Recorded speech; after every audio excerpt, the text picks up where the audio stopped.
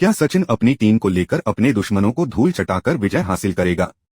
जानिए, जब मटकी फोड़ प्रतियोगिता बन जाए एक साजिश का अखाड़ा।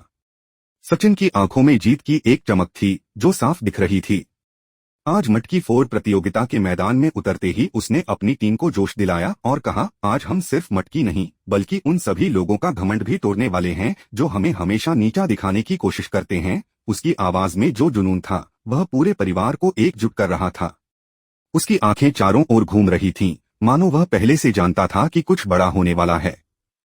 और तभी चिट्ठी की टोली मैदान में आई। चिट्ठी की आंखों में वही पुरानी नफरत और चुनौती थी। सचिन की नजरें चिट्ठी से टकराई और दोनों के बीच चुपके से एक आह भड़क उठी। माहौल एकदम तनावपूर्ण हो गया। सचिन गुस्से से तमतमाया हुआ चिट्ठी की ओर बढ़ा और दहाड़ते हुए बोला, चिट्ठी, तुझे अब तक यह सबक क्यों नहीं मिला? पिछली बार भी मैंने चेतावनी दी थी कि मेरे परिवार से दूर रह। अगर आज फिर तूने कोई गंदी हरकत की तो नतीजे बुरे होंगे। सचिन के शब्दों में एक गुस्सा और जुनून था जो पूरे मैदान में गूंज रहा था।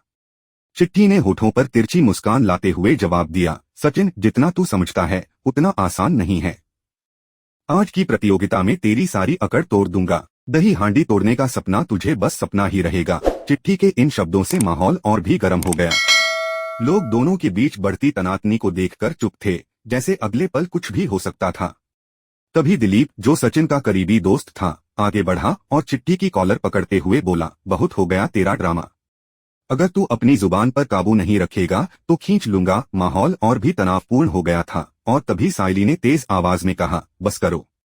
अगर किसी ने इसे छेड़ा तो मैं बर्दाश्त नहीं करूंगी। पिछली बार सचिन ने तेरा क्या हाल किया था, भूल गया क्या? चिट्ठी। इस पर चिट्ठी एक पल को झेम गया, लेकिन फिर उसने अपनी टीम को इशारा किया और प्रतियोगिता शुरू होने की घोषणा हुई। ढोलनगाड़ों की गूंज के बीच दोनों टीमों ने जोश से पिरामिड बनाना शुरू किया। यह सिर्फ ताकत की परीक्षा नहीं थी, बल्कि संतुलन, धैर्य और टीम वर्क की असली परीक्षा थी। सचिन की टीम तेजी से ऊपर चढ़ रही थी, लेकिन अचानक तेजस, सचिन का छोटा भाई, ऊपर से फिसलकर नीचे गिर गया। उस पर कई लोग और गिरे और वह चोटिल हो गया। सचिन घबराया हुआ उसे उठाने लगा और सबको रोकते हुए बोला, रुको, मेरे भाई की हालत ठीक नहीं है, किसी को मदद चाहिए। लेकिन वहां मौजूद महिलाएं पीछे हट गईं और किसी ने भी आगे बढ़कर मदद नहीं की। तभी रेणुका बोली, मैं मदद करूंगी, लेकिन सचिन ने उसे मना कर दिया, नहीं, तुम्हें गिरने का खतरा है, मैं रिस्क नहीं लूंगा। माहौल में बेचैनी फैल गई थी। चिट्ठी जोर से हंसते हुए बोला, देखते हैं सचिन, अब तुम बिना टीम के क्या कर पाओगे। लेकिन सचिन का हौसला अडिग था। सायली ने उसका हाथ पकड़कर कहा, चिंता मत करो, मैं तेरे साथ हूँ, हम जीत कर दिखाएंगे। यह सुनकर देशमुख परिवार फिर से एकजुट हो गया और सबने मिलकर पिरामिड बनाना शुरू किया। सचिन सबसे ऊपर चढ़ने लगा, जबकि सायली नीचे से उसका सहारा बन गई। लेकिन अचानक सायली का पैर फिसल गया, वह गिरते गिरते बची और भीड़ एकदम चौंक उठी। सचिन घबराकर उसकी ओर देखने लगा। कुछ भी नहीं पता था कि यह कोई साधारण हादसा नहीं बल्कि चिट्ठी की चाल थी। उसने पहले ही रस्सी में छेड़छाड़ कर दी थी। सायली चीख उठी, लेकिन उसने तुरंत खुद को संभाल लिया। उसने सचिन से कहा, मैं ठीक हूँ, तू ऊपर ध्यान दे। सचिन ने राहत की सांस ली, लेकिन तभी पिरामिड डगमगाने लगा। लोग संतुलन खोने लगे और अचानक पूरा ढांचा टूट गया। सचिन रस्सी से लटक गया और पूरा मैदान सन्नाटे में डूब गया। चिट्ठी ठहाका मारते हुए बोला, अब देख सचिन, तेरा सपना यहीं खत्म। लेकिन सचिन हार मानने वाला नहीं था। उसने पूरी ताकत से रस्सी को पकड़ा और झूलते हुए ऊपर चढ़ने लगा। उसके हाथ छिल गए, माथे से पसीना टपकने लगा, लेकिन हौसला कायम रहा।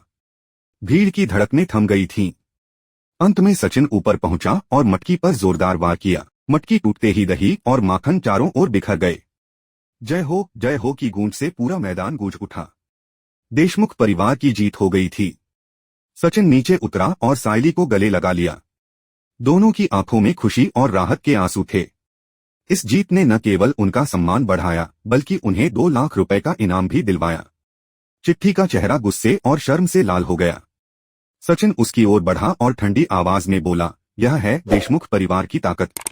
तुम चाहे कितनी भी चालाकी कर लो, सच्चाई और मेहनत के सामने तुम्हारी हार तय है। भीड़ चिल्लाने लगी, माफी मांगो, माफी मांगो। आयोजकों ने भी घोषणा कर दी कि शर्त के अनुसार हारने वाली टीम को विजेता से माफी मांगनी होगी। मजबूरन चिट्ठी घुटनों पर गिर गया और उसने सायली के चरणों में सिर झुकाकर कहा, मुझे माफ कर दो। यह दृश्य सबको हक्का बक्का कर गया। भीड़ में फुसफुसाहट होने लगी कि क्या सच में चिट्ठी झुक गया है। लेकिन असली झटका तो अभी बाकी था। जैसे ही चिट्ठी ने माफी मांगी और उठकर जाने लगा, सचिन की नजर उसकी जेब से गिरती एक छोटी सी चाबी पर पड़ी। सचिन ने तुरंत वह चाबी उठाई और चिट्ठी से पूछा, यह किसकी है? चिट्ठी घबराया और बोला, कुछ नहीं, बस घर की चाबी है। लेकिन सचिन के मन में एक गहरी शंका पैदा हो गई। उसे महसूस हो रहा था कि इस जीत के पीछे एक गहरी साजिश छुपी हुई है। चिट्ठी की मजबूरी में माफी के पीछे कोई बड़ा राज छुपा है। सचिन ने मन ही मन कसम खाई कि वह हर हाल में इस रहस्य का पर्दाफाश करेगा। सचिन और सायली की जीत का जश्न चल रहा था। देशमुख परिवार में खुशी का माहौल था, लेकिन सचिन की आंखों में जो चिंता और सवाल था वह सभी से छिपा हुआ था। चिट्ठी की हार ने भले ही देशमुख परिवार की शान बढ़ाई हो, लेकिन सचिन को किसी गहरी साजिश का एहसास हो रहा था। उसकी नजर उस छोटी सी चाबी पर थी जो चिट्ठी की जेब से गिरी थी। वह चाबी कोई साधारण चाबी नहीं लग रही थी, उसकी बनावट में कुछ खास था और सचिन के दिल ने कहा कि इसके पीछे कोई बड़ा राज छिपा हो सकता है।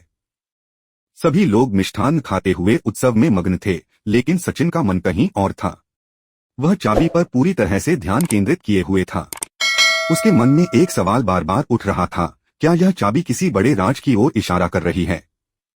चिट्ठी का इतना गुस्से में होना और माफी मांगने के बावजूद उसके व्यवहार में जो एक चुप्पा डर था, क्या वह सब कुछ बयां कर रहा था? सचिन की बेचैनी बढ़ने लगी। सायली ने देखा और वह सचिन के पास आई। क्या बात है सचिन? सायली ने पूछा। तेरे चेहरे पर जो चिंता है वह मुझे समझ में आ रही है, सचिन ने धीरे से कहा। सवाल यह नहीं है कि हमने जीत हासिल की, सवाल यह है कि चिट्ठी ने इतनी आसानी से हार मान ली, जबकि वह इतनी चालाक दिख रहा था। उसने माफी मांगी, लेकिन उसके गुस्से और शत्रुता का कोई अंत नहीं था। और फिर वह चाबी किसी साधारण ताले की नहीं लग रही थी। मुझे लगता है कि इसमें कोई राज छुपा हुआ है। सायली ने सचिन की बातों को ध्यान से सुना और फिर कहा, अगर तुझे शक है तो हम इसे सुलझाएंगे। मैं तेरे साथ हूं। अगले दिन सचिन ने तय किया कि वह इस चाबी के राज को उजागर करेगा। वह बिना किसी को बताए चुपचाप बाहर निकल पड़ा। वह चिट्ठी का पीछा करने लगा। चिट्ठी शहर के पुराने हिस्से की ओर बढ़ रहा था। सचिन का दिल धड़क रहा था। उसे ऐसा महसूस हुआ जैसे वह किसी बड़े रहस्य के करीब जा रहा है। चिट्ठी एक पुरानी हवेली के पास रुक गया। हवेली बहुत पुरानी और टूटी फूटी सी लग रही थी। चिट्ठी ने दरवाजा अंदर से बंद कर लिया और सचिन वहीं खड़ा होकर उसे देखता रहा। उसने जेब से चाबी निकाली और सोचा, क्या यह चाबी इस हवेली के किसी राज को खोल सकती है? इसी समय अचानक कंधे पर किसी का हाथ पड़ा। सचिन पलट कर देखा, यह सायली थी। तू अकेला क्यों आया? सायली ने कहा। मैं तेरे साथ हूं, वह बोली। सचिन ने मुस्कुराते हुए कहा, ठीक है, तुम साथ चलो, लेकिन संभल कर। मुझे लगता है यह जगह कोई सामान्य जगह नहीं है। दोनों धीरे धीरे हवेली के पास पहुंचे। दरवाजा अंदर से बंद था, लेकिन खिड़की से हल्की सी रोशनी आ रही थी। सचिन और सायली ने खिड़की से अंदर झांका, देखा कि चिट्ठी और उसके कुछ लोग बैठकर बात कर रहे थे। सामने एक पुराना संदूक रखा हुआ था। चिट्ठी गुस्से से बोला, अगर यह राज देशमुखों को पता चल गया तो हमारा खेल खत्म हो जाएगा। हमें इसे छुपाना होगा। यह सुनकर सचिन और सायली का दिल धड़कने लगा। अब उन्हें पूरी तरह से यकीन हो गया कि इस चाबी का संबंध उस संदूक से है। लेकिन इससे पहले कि वे कुछ और सुन पाते, अचानक एक लकड़ी की चरमराहट हुई और चिट्ठी चौकन्ना हो गया। उसने अपने लोगों से कहा, कोई बाहर है, पकड़ो उन्हें। सचिन और सायली ने तुरंत वहां से भागकर अपनी जान बचाई। वे एक सुनसान गली में पहुंचे और हांफते हुए सायली ने कहा, सचिन, यह खेल बहुत बड़ा है। अगर चिट्ठी संदूक को छुपा रहा है तो उसमें जरूर कुछ ऐसा राज होगा जो हमारी जिंदगी बदल सकता है। सचिन ने उसकी आंखों में देखा और कहा, हाँ सायली, और अब हमारा अगला कदम यही होगा कि हम उस संदूक तक पहुंचे। वही चाबी उसे खोलेगी और जब वह ताला खुलेगा तब सच सामने आएगा। उधर देशमुख परिवार घर पर बेचैन था। सचिन और सायली की गैरहाजिरी ने सभी को परेशान कर दिया था। रेणुका घबराकर पूछ रही थी, सचिन कहाँ चला गया? इतनी देर हो गई, अब तक लौटा क्यों नहीं? अचानक दरवाजा खुला और सचिन और सायली अंदर आए। उनके कपड़े धूल से सने थे, चेहरे पर थकान थी, लेकिन आंखों में एक चमक थी। सचिन ने सभी को बैठाकर पूरी बात बताई, हवेली, चिट्ठी का गुप्त संदूक और चाबी का राज। सभी लोग हैरान रह गए। अनाधि ने गंभीर स्वर में कहा, इसका मतलब यह सिर्फ प्रतियोगिता की हार जीत का मामला नहीं है। इसके पीछे कुछ और गहरी साजिश है। सचिन ने दृढ़ता से कहा, हाँ, और अब हमें मिलकर यह राज खोलना होगा। यह चाबी हमारे हाथ में है और यही हमारी असली कुंजी बनेगी। अब कहानी एक नए मोड़ पर पहुंच चुकी थी। देशमुख परिवार ने जीत का उत्सव तो मनाया, लेकिन असली संघर्ष अब शुरू होने वाला था।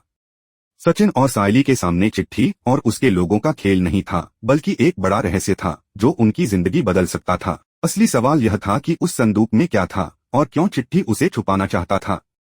यह खेल अब सिर्फ परिवार की प्रतिष्ठा से नहीं जुड़ा था, बल्कि एक ऐसे राज से था जो सब कुछ बदल सकता था। अब सचिन और सायली की यात्रा सिर्फ मटकी फोड़ने तक सीमित नहीं थी। यह एक ऐसी लड़ाई में बदल चुकी थी जिसमें न केवल चिट्ठी की साजिशों का पर्दाफाश करना था, बल्कि उस गहरे रहस्य को उजागर करना था जो उनके सामने था। क्या सचिन और सायली उस संदूक तक पहुंच पाएंगे? क्या वे चिट्ठी और उसके दोस्तों को हराने में सफल होंगे? समय और घटनाएं जल्द ही इसका जवाब देंगी। देशमुख परिवार ने जीत की खुशी मनी, लेकिन किसी को नहीं पता था कि यह खुशी एक तूफान से पहले की शांति है।